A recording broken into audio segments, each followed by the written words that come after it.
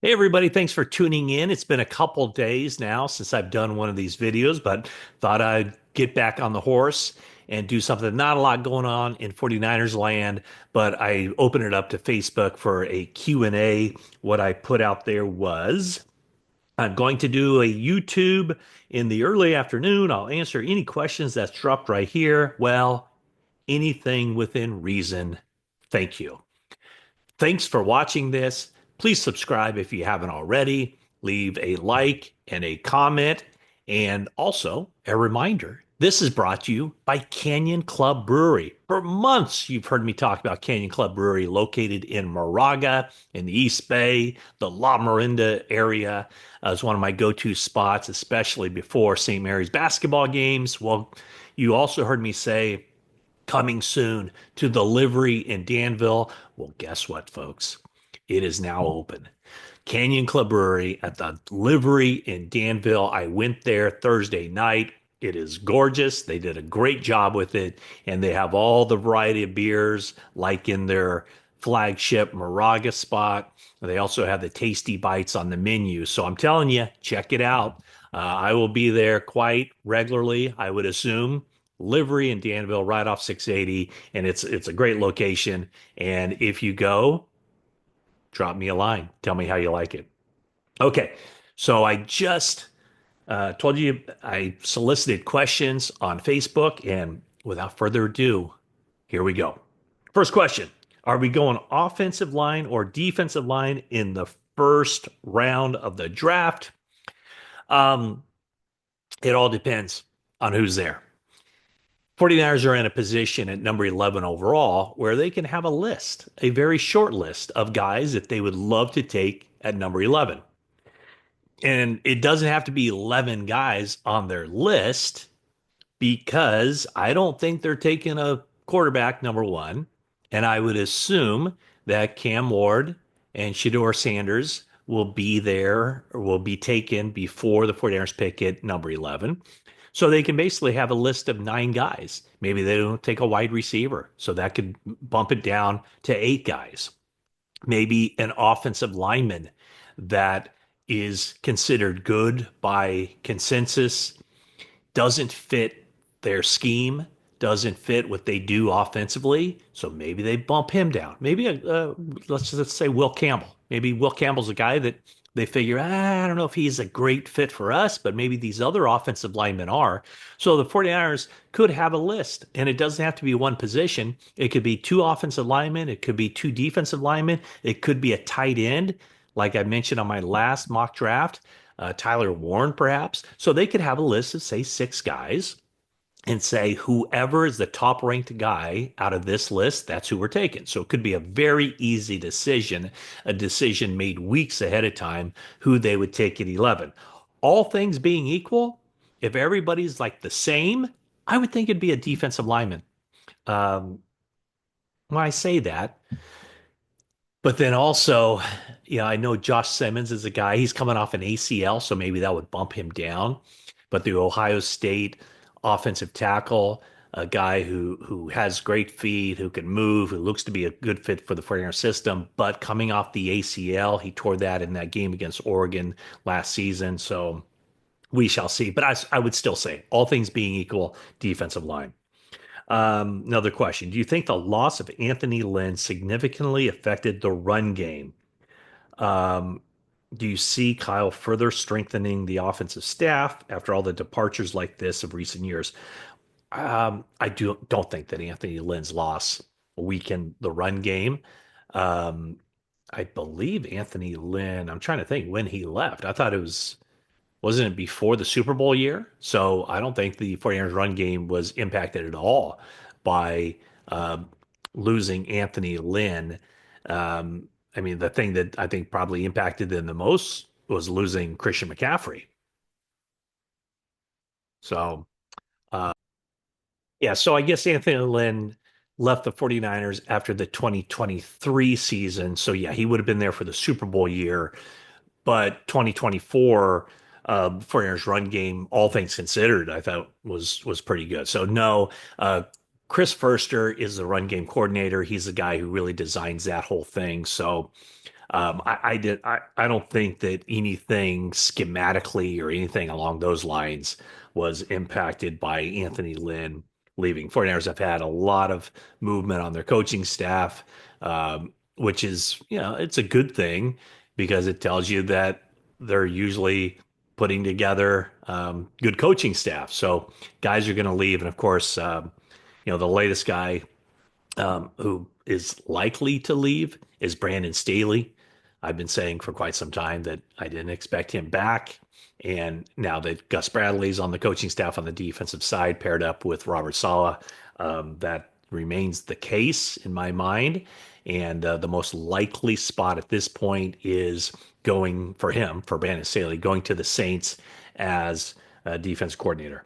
Here's a question. Will the Indy game be played in Germany? I don't know that for sure. In fact, I don't know that at all.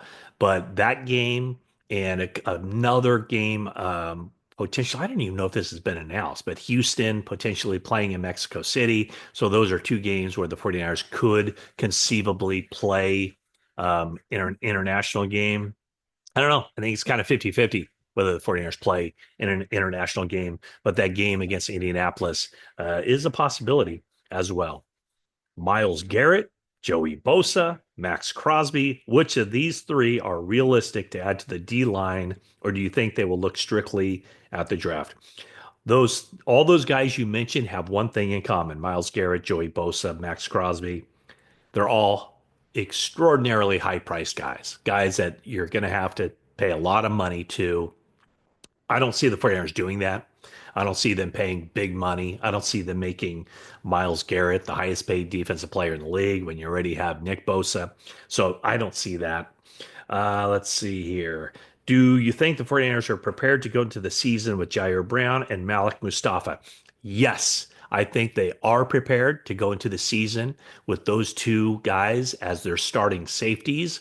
And then they adjust if they can find someone to upgrade. And I think the question would be Hufanga as an unrestricted free agent. But I do think the 49ers are prepared for those two guys to be the starters.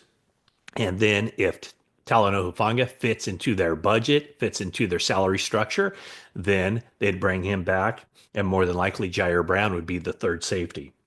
I always seem to hear noise about signing Aaron Rodgers. Does this seem likely to happen this year or ever? I would say no. I don't see it ever happening because they have Brock Purdy. They're going to sign him to a long-term extension. I don't see that ever happening. With Debo presumably gone, is there a temp on bringing in Davante Adams? I'd say the same thing. I'd say that I don't know that the 49ers where they are can go out and sign a high priced, front line, big name free agent. So I don't think so. Could they surprise me? Sure. I didn't think that they would sign Javon Hargrave a couple years ago, but they did. But I don't think that they're going to break the bank on somebody going out and getting somebody, a big time guy when they already have, they're going to be signing Brock Purdy to a big time deal. So Brock Purdy, Christian McCaffrey, Trent Williams, George Kittle, Nick Bosa, Fred Warner, Diamador Lenore. I mean, those are high priced guys that I just don't see them adding another one. I think always need that constant churn of the big price guys the 49ers already have. Oh, I didn't even mention Brandon Ayuk. The big price guys that they already have, as well as you need the draft picks coming in. You need the draft picks who are on fixed salaries for 4 seasons. That's just how I think you can keep a team afloat. And if you have good players, if you draft well, you can always remain competitive. Okay, what else do we have here? Let's see. What's the status of 49ers contract talks with Purdy? Do you think he will get a max contract? I think that's an NBA term, max contract. Do I think he'll get a big contract? Absolutely. Um, I would expect things to get going a little bit when they go to Indianapolis for the scouting combine, where all the agents are, where all the executives are, and things can get going from there.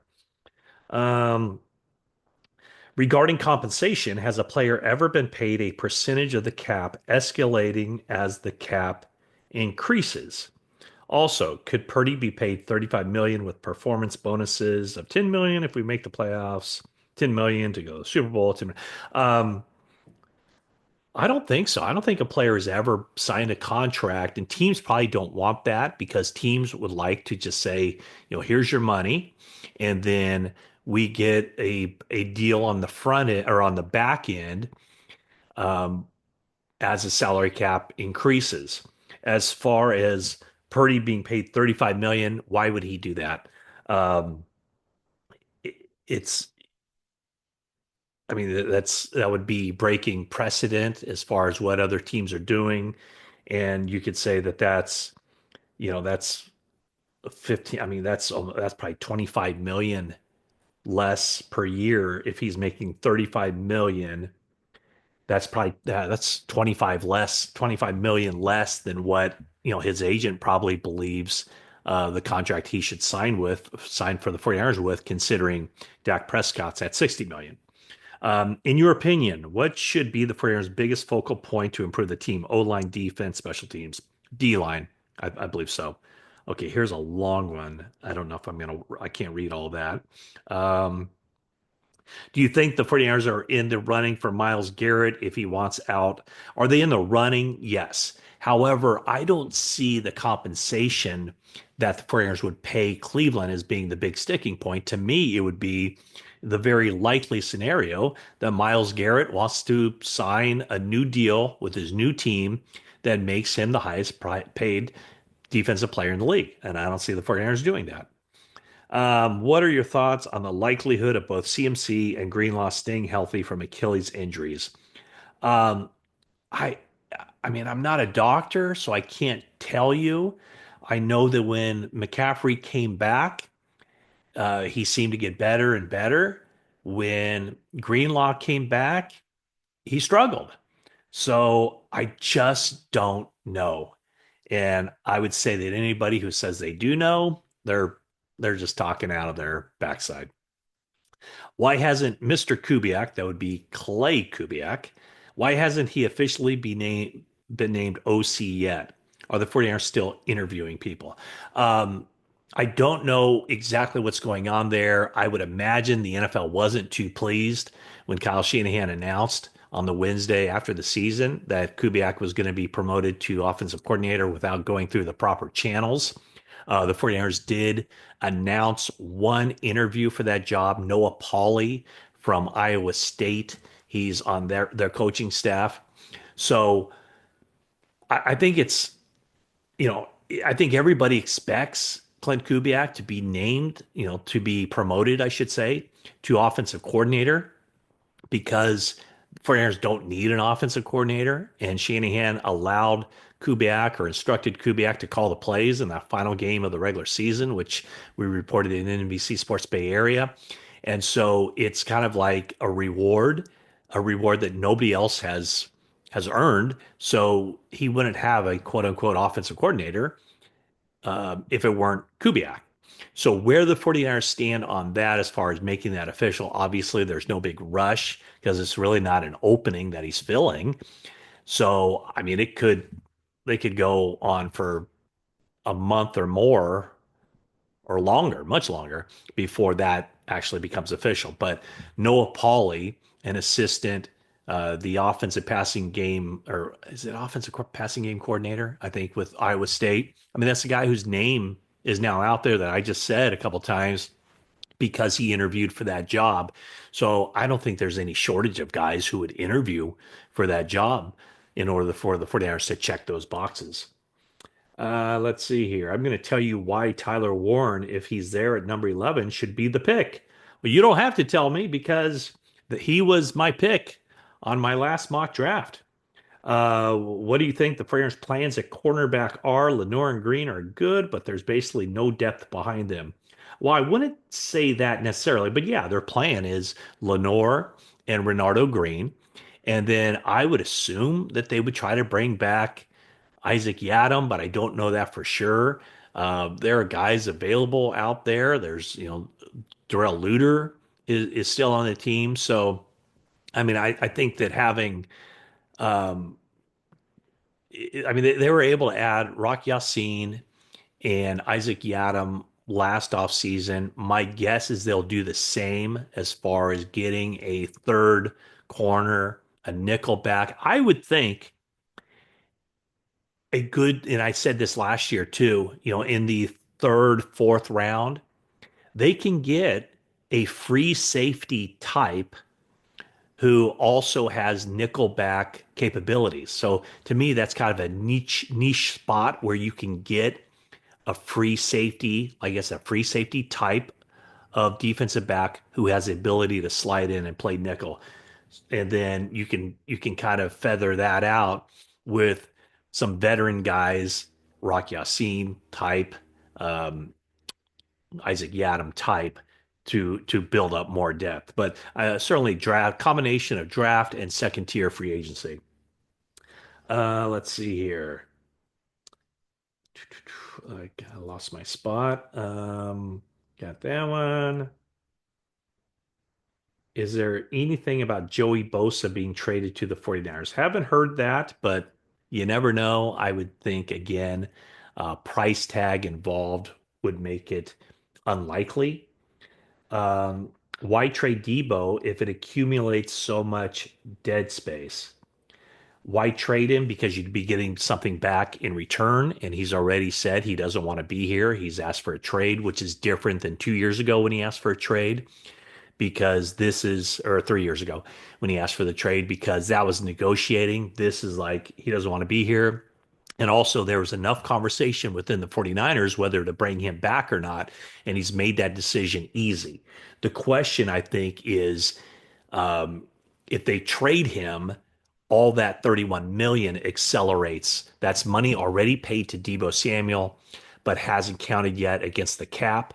If you trade him, all that money accelerates to this current cap. If you release him, you split that up, basically 10 million this year, which would create 5 million in cap space, and then the remaining 20 million next year. So that's the idea. It's kind of a give or take. You either get the draft pick compensation by trading him, or you lessen the blow on the cap by releasing him. Either way, I don't think he's coming back. Can the Friars make up splash in free agency, big name defensive lineman while retaining Greenlaw and Hufanga? I don't think so. And I think even if they don't bring those guys back, it'll be tough to make a big splash in free agency. And often, well, they made a big splash 2 years ago with Javon Hargrave. So just because you're making a big splash doesn't mean it's a big hit or it's something that pushes you over the top. Let's see here. I don't know. Someone asked about Brandon Ayuk's rehab for coming back. Have more on that. We'll ask around at the NFL scouting combine next week. So probably have more for you a week from today on that one, or a week from tomorrow. Let's see here. How willing is the organization to commit to a true all-in for the season? I'd say they're not willing to do that at all. The organizational philosophy is not to push all the cards, all their chips into the table, to the middle of the table, to let's try to do it this year and then cut it down and rebuild next year, like the Rams did. Rams did well because they fell into, the abyss the year after their Super Bowl, but now they've built it back. But no, the 49ers' stated philosophy is to be as competitive as they can every season. They take their shot when they can get it, like they did with, say, Chase Young and Javon Hargrave 2 years ago. But organizationally, their philosophy is never let's just give it one last run, especially when you have a young quarterback like uh, Brock Purdy, who's only 25 years and should be around for a while. Is Maxx Crosby an actual option for the 49ers? I don't think so.